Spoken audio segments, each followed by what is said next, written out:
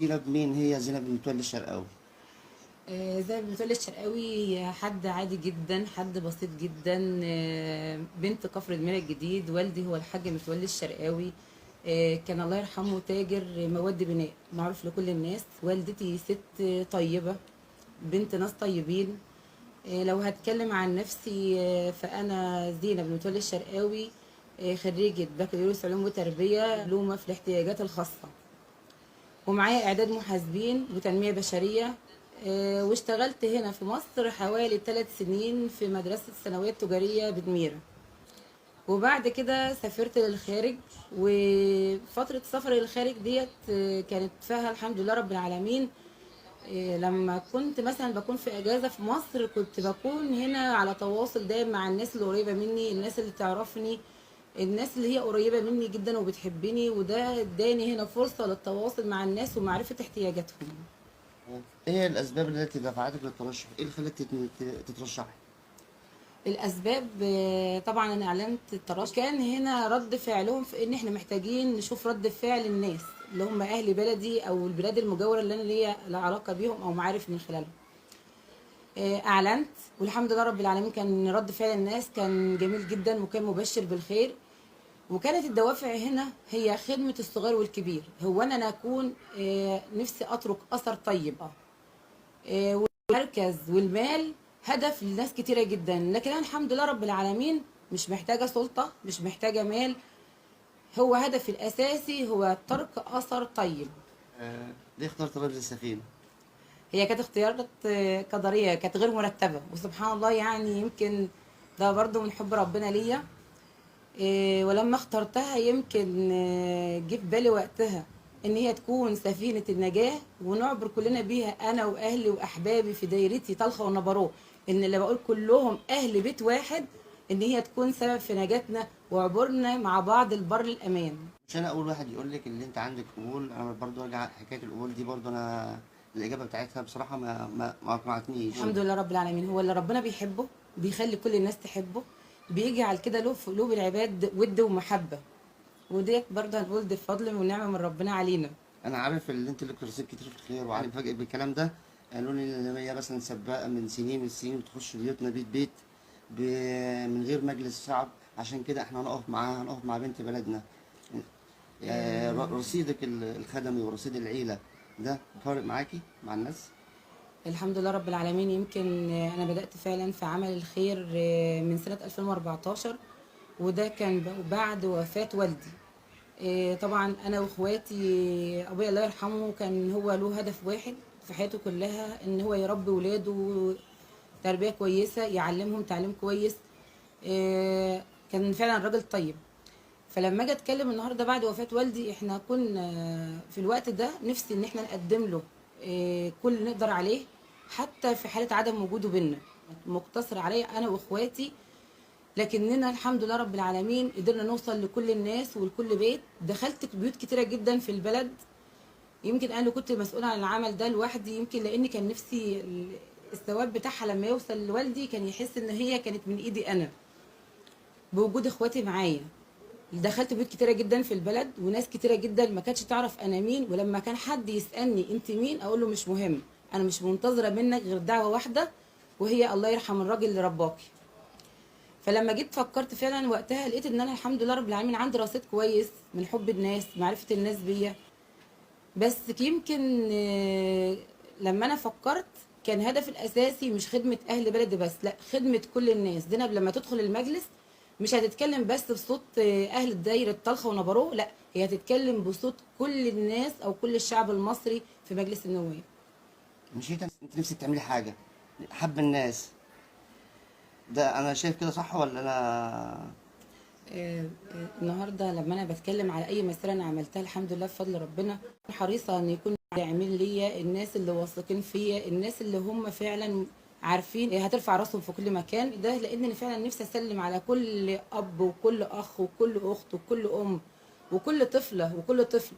مجرد سلامي عليهم ده عهد بيني وبينهم، وايا كانت النتيجه انا شايفه ان انا عمري ما اكون خسرانه، لان المكسب مش هو بس مكسب كرسي في البرلمان، لا، عندي حاجه يعني حاجه جميله جدا ما نقدرش نشتريها، وهي حب الناس. حب الناس هو اعظم ثروه. الكراسي الزائله، المال اللي احنا ممكن الناس تجمعه، المال ده انت هتسيبه لغيرك يتمتع بيه، وانت هناك عند رب العالمين تتحاسب عليه. انت مستحيل تشتريه، ودي حاجه بين الانسان وبين الناس ان هم بيحبوك بدون وجود بينك وبينهم، بوجود بسبب عدم وجود دافع. لكن النهارده الناس فعلا الطيبين، احنا اهلنا كلهم ناس طيبين، كل الناس عندنا هنا في الدايره طلخه ونبروه كلنا ناس فيهم الطيبه، فيهم الاصاله، عندهم الاحترام، عندهم حب الخير. آه. شفت في المؤتمر الأخير اللي انت كنت عاملاه من أسبوع كمية ناس غير عادية. حضرتك هسألك سؤالين بخصوص المؤتمر. السؤال الأولاني، المؤتمر ده زينب شافته ازاي؟ فرق معاك ازاي المؤتمر ده؟ المؤتمر كان فارق معايا كتير، لان احتفال بنجاح، احتفال بنجاح ان انا اقدر اجمع الناس دي كلها مع بعضها، ان احنا كلنا نجتمع على قلب راجل واحد وعلى كلمه واحده، وهي كلمه هي الحب الخير. ان احنا النهارده لما بنجتمع مع بعض الناس دي كلها كاهل بلد واحده وكاهل دايره واحده حابين وجود زينب في المكان ده، بيكونوا داعمين لزينب واثقين فيها. فمجرد بس رؤيتي للعدد المهول الحمد لله كنت منبهره، وكنت بجد فرحانه، وكان قلبي طاير من الفرحه. كنت سعيده جدا وبشكرهم من كل شرفوني وكانوا موجودين من كل كرة الدايرة. الناس ديت ان شاء الله اوعدكم ان انا هشرفكم وهرفع راسكم، ودايما هتكونوا متأكدين ان شعاري قادرون باختلاف هو فعل وليس قول فقط. كفر دمياط الجديد بلدك معاك زي ما شفنا في الصور، ولا دول شوية فرقعة؟ لا لا لا لا ابدا، ديت فعلا بلدي كلها، كل ناسها، كل ستاتها، كل رجالتها كلهم موجودين معايا، وكل اطفالها اللي بيحبوني. والدليل على كده الممثلات اللي موجوده كل يوم في كل بلد موجودين معايا دايما داعمين ليا، ويا بيهم وبشكرهم بجد بجد، يعني ان هم داعمين ليا اقوياء. والدليل على كده ان بنت بلدهم مرشحه قويه، وكل الناس طبعا في كل الدايره اللي بيحبوني وبيحبوا زينب الشرقيه وداعمين ليها بقوه، بشكرهم من قلبي. أصوات المرأة تحديدا عن الراجل بحكم إن أنت واحدة ست؟ آه، طبعا المرأة هي نصف المجتمع، وطبعا أنا لما بتكلم وبقول يا جماعة محتاجة دعم الستات، لأن الست هي الأساس، هي القوة. وبالتالي يا جماعة أنا اعتمادي على الستات وعلى الرجالة، اخواتي أمي وأختي، وبعتمد عليهم هما الاتنين، وإن شاء الله نوصل مع بعض للنصر والنتيجة النهائية مع بعض. يعني السفينة كسبانة؟ هتكون إن شاء الله سفينة النجاة. إن شاء الله إن شاء الله. دول أقدر. الغلابة. طب ليه نايبة العزب؟ أصل أنتوا بيسموه كذا اسم كده. الأزمة كتير. نايبة العزب. هو لان فعلا انا اول مكان نزلته بدات منه كان هي فعلا العزب، بس انا فعلا لمست فيهم الصدق والحب والامانه والاخلاص، العهد عندهم الكلمه كلمه. او عزب كلنا اهل وكلنا اقارب، كلنا اخوات، في بينا صلات، ان كان نسب، ان كان قرابه، ان كان صداقه، ان كان معارف، احنا كلنا طباعنا واحده. لكن العزب حقها مهدور. لما بنزل عزبه والنهارده واحده تقول لي لا احنا مرشحين ما حدش بنشوفهم بس غير ايام الانتخابات، بعد كده بيختفوا. طيب ليه بيختفوا؟ لان للاسف هو ده حال كل المرشحين. طب ليه سموك بقى اخطبوط؟ اخطبوط الدايرة ولا اخطبوط ده سموك ايه؟ اخطبوط انتخابات 2020 لدار الطاقة ونبروه، وجدال واسحال على اخطبوط الدايرة دي. لا هي وضح لهم بقى ايه موضوع اخطبوط الدايرة. هي مجرد مسميات، لكن هي مش، يمكن الحمد لله رب العالمين انا بسعى في كل مكان، لان ربنا هو امرنا بالسعي والتوفيق هو من رب العالمين. لما تكون بتكلم وبقول انا عاوزه اوصل للمكان ده عشان خاطر الناس، بحاول اوصل لكل بيت، لكل واحد، لكل واحده. الناس دي كلهم هم شركاء ليا، هم اساس نجاحي. اوصل لك او لها عشان اكسر الحاجز النفسي اللي بينه وبينه. اخطبوط لا، انا ماشيه بعادي، بحاول ان انا اسعى بدون اي مصلحه، وده واضح للناس كلها ومعروف للناس كلها. لان زينب قبل ما تكون، لما تكون النهارده شخصيه عامه، قبل كده كانت زينب بتاعت نفسها واهلها وبس، لكن النهارده انا زينب بتاعت كل الدايره، حتى وان كان المسمى فعلا يمكن من رؤيه حد تاني، لكن انا فعلا سعيده بيهم في كل مكان. انت اعلنتي نيتك للترشح من سنتين، اخونا مبروك كبيرة جدا على واحدة ست مترشحة لأول مرة. هل انت حضرتك وصلت لكل الدايرة الطلخة ونبروك؟ هل الناس عارفة زينب الشرقاوي، ولا انت شايفة ان في تأثير عندك في الحتة دي؟ صراحة هو يمكن أنا فعلا لما أعلنت من سنتين عن نيتي الترشح انتظرت فترة بعدها، وهو ده كان انتظار لتقسيم الدوائر بس مش أكتر، لأن فعلا هي مسؤولية، ومسؤولية مش هينة خالص. مش مجرد إن أنا أعلن وإن أنا أترشح، لا، أنت لازم تكون مدرك إن دي مسؤولية كبيرة. فلما أعلنت وحصل فعلا ان ظهر التقسيم وانا اعلنت عن الترشح، فالوقت بسيط ممكن او كبير، واكيد انا كنت اتمنى ان الوقت يكون عاطيني الفرصه ويكون في صالحي ان انا ادخل كل بيت في الدايره. طلبت منه ان هو يكون داعم وسند ليا، ان اكسر الحاجز النفسي بينه وبينه، ان هو لما انجح بامري ان شاء الله بفضل رب العالمين وفضل الناس الطيبين، هو كمان يجي ليا ويطلب مني الحاجه اللي هو محتاجها، المساعده اللي هو محتاجها في مجال الخدمات العامه او اي مجال تاني. طبعا احنا هنساعد الناس على قد ما نقدر، بس النهارده مش عاوزه يكون بينه وبينه وسيط، انا عاوزاه مني له، لان انا واحده من الناس وبنت الناس واخت كل الناس. سؤال اول مره اساله لحد. هو مثلا يعني لو انت حضرتك ثروتك مليون جنيه دلوقتي ونجحتي تمام. بكره، بعد ال5 سنين مش هنقول 2 مليون، هنقول 5 مليون، هل انت، خليني بس معايا، تمام معاك. يعني من نوعية الصدقة اللي هي ممكن مجلس الشعب بالنسبة لها زي ما مشيت الشعارات بتاعتك أو قلتي في حملتك أنا عايزة أخدم الناس، هل هو ده الهدف؟ ولا لو قدر ونجحتي هنيجي بعد ما الانتخابات بتخلص نسمع بقى إيه، زينب أحمد مرجان والمصانع والمدارس والحاجات دي كلها، ونبدأ ليكي أعداء وحاجات زي. طبعا الناس كلها عارفه هي مين، هي زي ما بتقول الشرقاوي، الناس عارفه مين هم.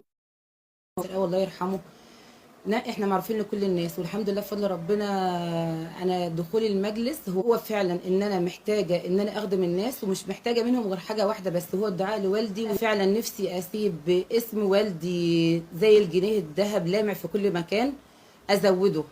عدد المرشحين 48 مرشح، بس انت لازم تطلع صوتك فعلا امانه. النهارده لو جالك شخص وقال لك انا بشتري صوتك، هيشتريه بكام؟ بس انت لازم تعرف ايا كان قيمه المبلغ، دي اهانه في حقك، لان انت كده بتبيع اهلك، بتبيع ولادك، بتبيع ناسك. لازم تقول ان الشخص اللي هيشتريك النهارده وبعدين هيقول لك انا نجحت بفلوسي مش بيك، ووقتها هو مش هيقدر لا يوفر لك مستشفى، لا انت ولا اهلك ولا اولادك ولا ناسك يتعالجوا فيها، ولا مدرسه كريمه ولادك يتعلموا فيها، وبالتالي هينعكس علينا كلنا في ان احنا هنفضل مستمرين في الحال اللي احنا عليه. كل البلاد بتتطور وكل الناس بتتطور، واحنا محلك سر. يعني تقولي إيه لكفر دماغ الجديد لو نجحتي؟ اوعد اهل كفر دمياط الجديد ان انا فعلا رافعه راسهم في كل مكان، ان انا اشرفهم في كل مكان، وزي ما بقول ان احنا هنا كلمتنا كلمه واحده. تمام. تقولي إيه لدميرة بقى؟ أنا حاسس إن أنت مقصرة في حق دميرة بصراحة.